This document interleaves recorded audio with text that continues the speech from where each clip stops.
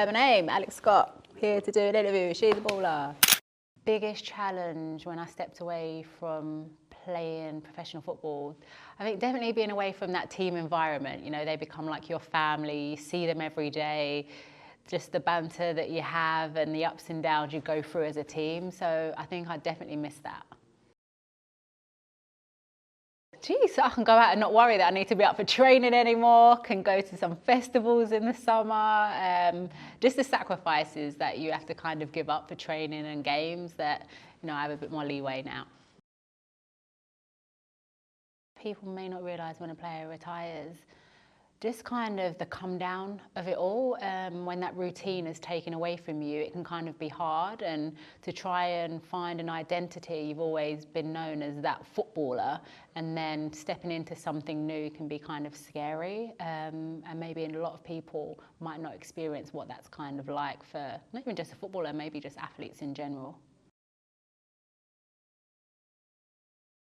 How did I find my passion after football? I think I was lucky. I kind of thought about my career whilst I still had one career, kind of forward planning instead of waiting for it all to end. And I knew that I loved conversation and wanted to try and elevate the women's game in a different way. I knew there was a space for me, and that kind of became my passion and kind of my purpose to kind of get into the media world and try and open doors for others to come through. So yeah, I think I just kind of knew that I had a mission and I wanted to go in that direction.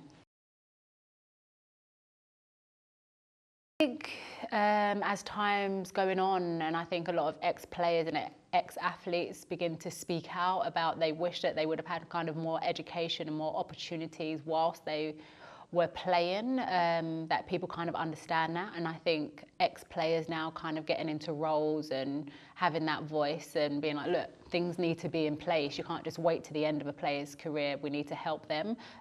So I think there's steps now being taken and a realisation around it all.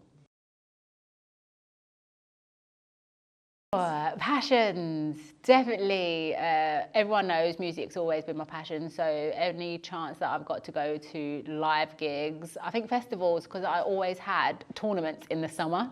So Glasgow is still on my bucket list. I've still not experienced that. I love theatre, and I think for me, just spending time with family and friends now as well.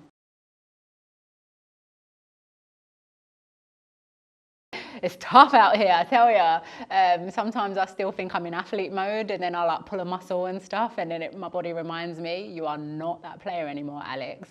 But I do a lot of gym sessions, high intensity workouts before I have to kind of rush off and get to the studio, but I still try and hit the gym a lot. Do you know what? It's a tough one because she's had such an incredible season last year, and everyone can see the potential that she has. But obviously, Man City trying to elevate and always move forward. New signings, a new goalkeeper, a very good new goalkeeper. But actually, I suppose as a player, that's where mentally you are challenged. I need to compete, I need to be better, and here's someone that I need to compete with. And instead of thinking, oh, what have I done wrong? Actually, I want that #1 shirt and I want to keep it. So it's going to be interesting what happens at Manchester City this season. Oh, I think other players on the rise. Well, I mean, she already had a great season last year, Grace Clinton, but I think it's just interesting her going back to Manchester United in that environment around different kind of players. Can you do it again? Obviously, England got huge games coming up with the Lionesses, so I want to see her keep shining. It was different times. So for me, I always looked up to Ian Wright. I just always loved that when he was playing, you could see how much he loved the game, and everything was just like pinch me moments and a dream, and it never got too like, wait, look at me, I'm that footballer. And it always reminded me that no matter where I'm playing, tournaments for Arsenal, just remember why I started and always do it with a smile on your face. That I have faced on the pitch, it's questionable between Marta and Abby Wambach. Totally different. You've got that Brazilian flair, skill. You never knew what she was going to do. But then Abby just had that power. And it was so hard, especially me being kind of short, to be up against her trying to win headers. Oh, it's mad. I'm going to go Marta, but it was always a challenge that I just loved every time that I was up against her.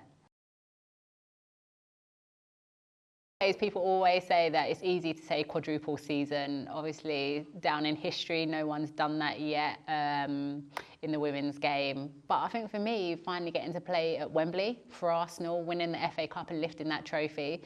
And I think when I had that moment, I knew that, yeah, I feel like I'm ready to retire and move on to the next career that I'm in now. I think I cried like a baby lifting that trophy. It was a special moment.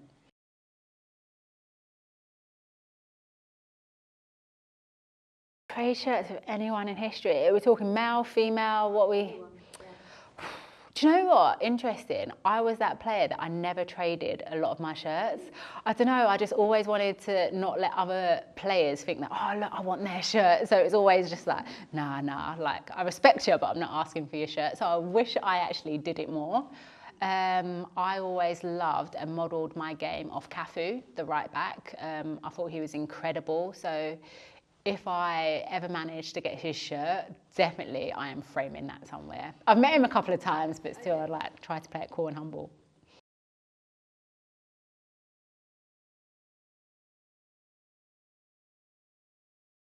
Oh, in the next 5 to 10 years, that's tough. No, I feel like people always rush in to get through the next years and whatever. And I think at the moment, my life has been so fast paced from being that footballer into the career now. And I've not had a moment to sit and reflect and take it all in and just be present. So I think the next year, yes, I'm still going to be trying to do all I can to elevate the women's game and open doors for as many people as I can. But I just also need to take a moment and be like, you know what, you've not done too bad, and just enjoy what's to come.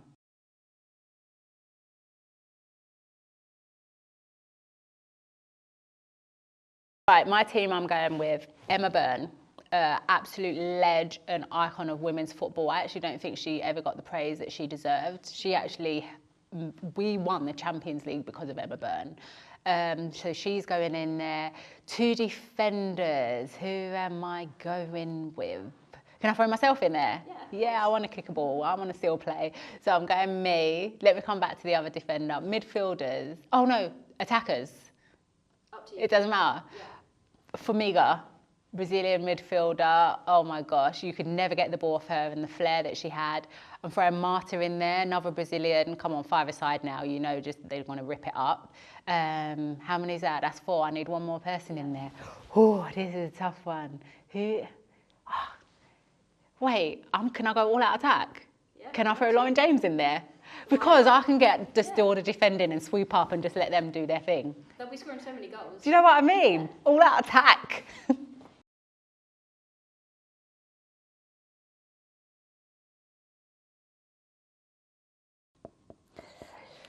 Do you want me to read it? Because I've got messy writing. Hello, my name's Alex Scott, and my piece of advice for younger players. Well, there are going to be many ups and downs, but in the down moments, they're the moments that are going to make you stronger, and you're going to learn the most lessons, and it will all be worth it in the end with your hard work.